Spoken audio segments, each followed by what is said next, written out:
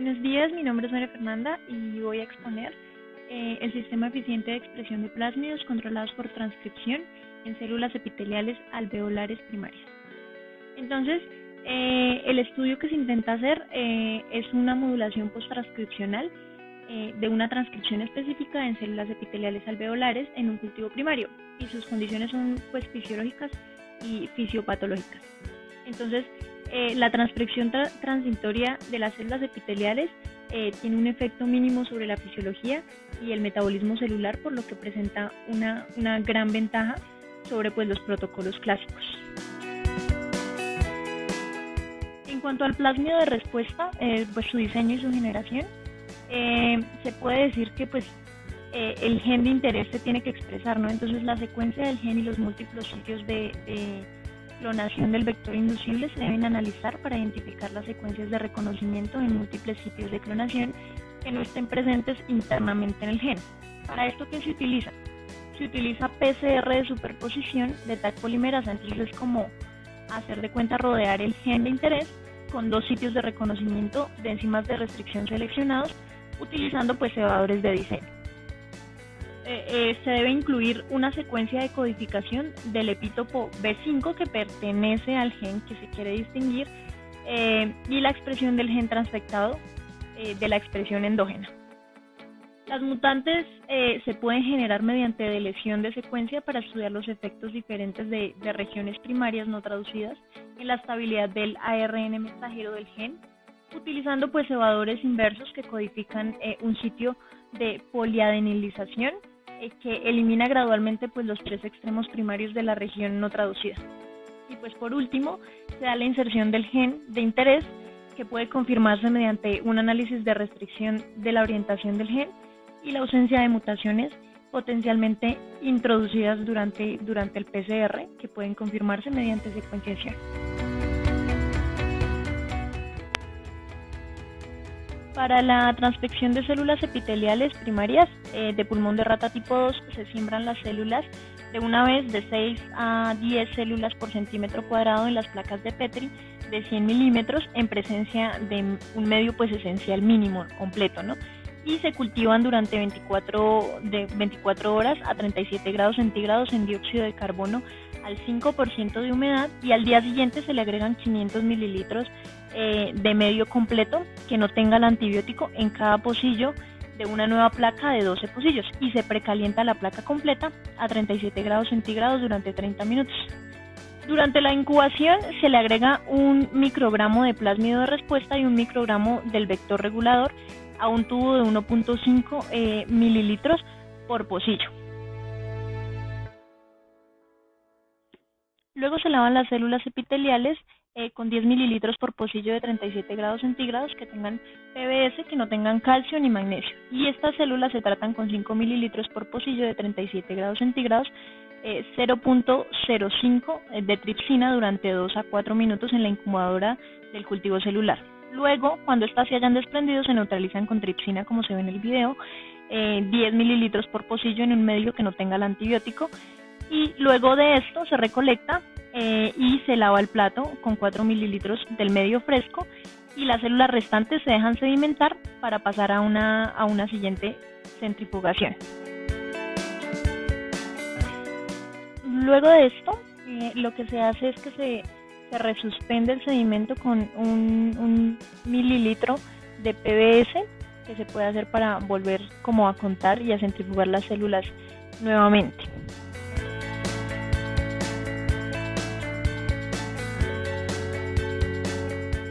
Luego se coloca en un tubo, en un dispositivo de electroporación, y se llena con 3.5 mililitros del buffer electrolítico, y se presiona con un pistón para insertar la punta del electrodo chapada en oro en una pipeta y se mezcla el contenido suavemente.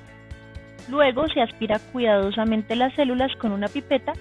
y se inserta en la estación de electroporación hasta que se escuche como un clic, como un chasquido.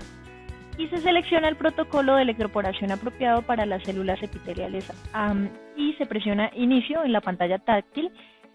como se ve. Entonces, inmediatamente después de la transfección se retira la pipeta y se transfiere a las células a un pocillo de la placa precalentada de los 12 pocillos que ya se tenían, y cuando todas las células hayan sido electroporadas y colocadas en la placa, se coloca la placa en la incubadora de cultivo celular, reemplazando pues el sobrenadante en cada uno de los pocillos por completo con antibiótico después de 2 días. Pues el éxito de esta transfección puede confirmarse también mediante una expresión de EGFP y se observa una microscopía de fluorescencia o citometría como se ve en la pantalla,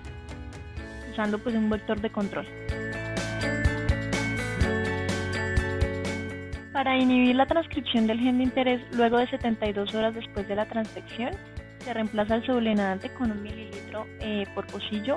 de medio completo con 1 microgramo por 1 mililitro de adoxiciclina recién preparada.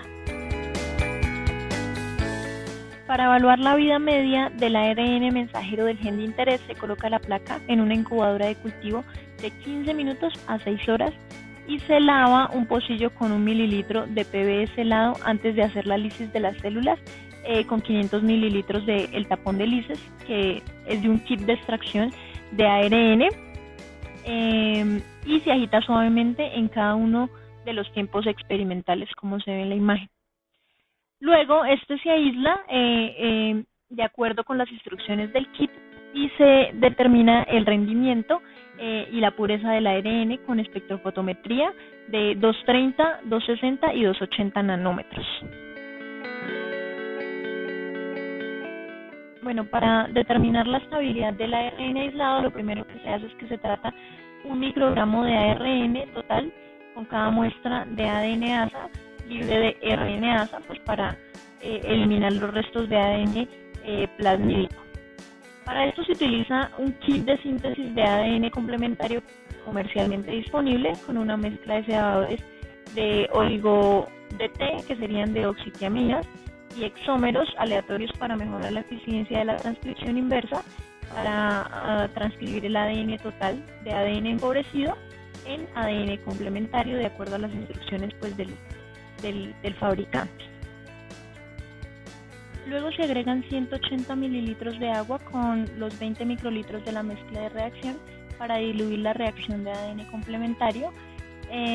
a una concentración de 5 nanogramos por microlitro, e inmediatamente se diluye la mezcla de ADN complementario con agua fresca de grado de biología molecular para alcanzar 1.25 nanogramos de la concentración. Entonces, lo que se hace es que se combina los mililitros de la muestra de colorante